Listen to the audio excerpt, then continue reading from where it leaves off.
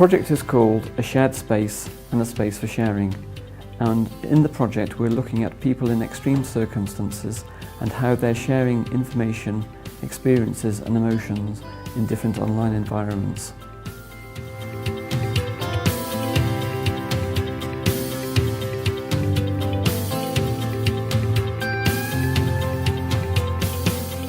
The project as a whole is to do with trust and empathy as this operates in online communications. And we're exploring this issue about trust and empathy effectively through a kind of set of case studies, each of which is kind of looking at this in a quite different context from each other.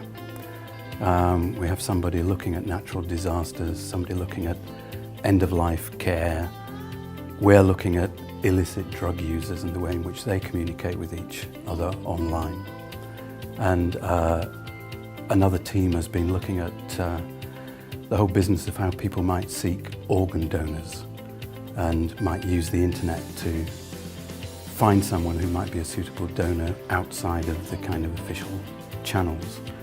So we're really looking at the way that, overall, the way in which people use the internet when they're in difficult or challenging circumstances in order to get what they need in a way that might be more immediately available to them than going through official channels and going through kind of official processes.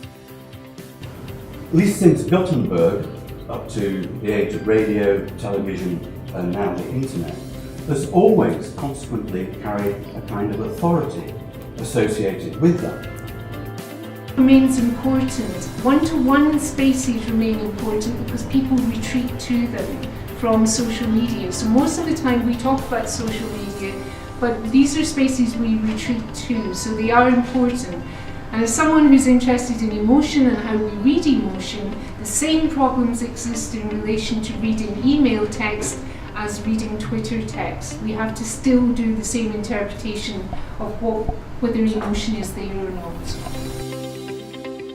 So it does maybe challenge some offline processes, but by actually embracing the use of social media, trying to utilise it positively, shaping how it's used, transplant authorities could actually capitalise on the significant potential that social media can offer in terms of generating engagement with organ donation and actually encouraging people to come forward to donate. Moderation differ in the different spaces that we've looked at.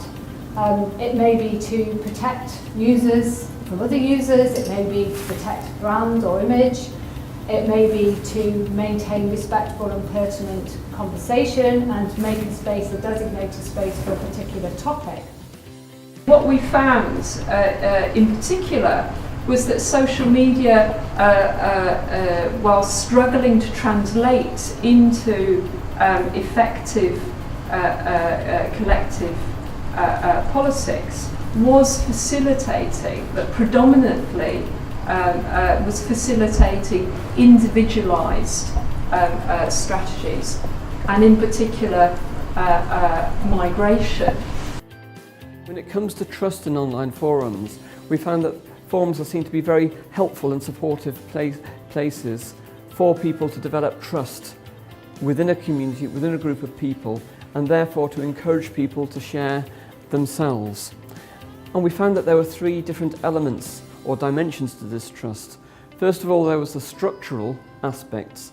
So that was for things like the design of the forum, how it was set up in place with different spaces for different subjects or topic areas for the groups of patients. So for example, Breast Cancer Care Forum has got places for people who are at the stage of diagnosis, for people who've been diagnosed with secondary cancer, for men who've got breast cancer. And so they can go to those places and find people who've got similar situations. We have shown in certain publications late last year that there's huge amounts of bias in social media, and not only that, this kind of bias seems to have crept into the news media as well, where it's being used for propaganda campaigns, and this was in the context of the Ukrainian civil conflict that's happening there. Pro-Russian news sources and pro-Russian social media accounts are completely biased as opposed to, in comparison with Ukrainian news media and Ukrainian social media. And similarly, the Ukrainian view does not coincide with the Russian news view. So we have multiple different views. We have filter bubbles which kind of automatically happen. So the bias that comes in is also an emergent phenomenon that we need to contend with. Given that this is the means of communication through which something is happening, not looking there instead and thinking of it as being, empathy as being the product of an interaction between people and technology. My argument would tend to be that it's never really been anything else. We've just tended not to think about it like that.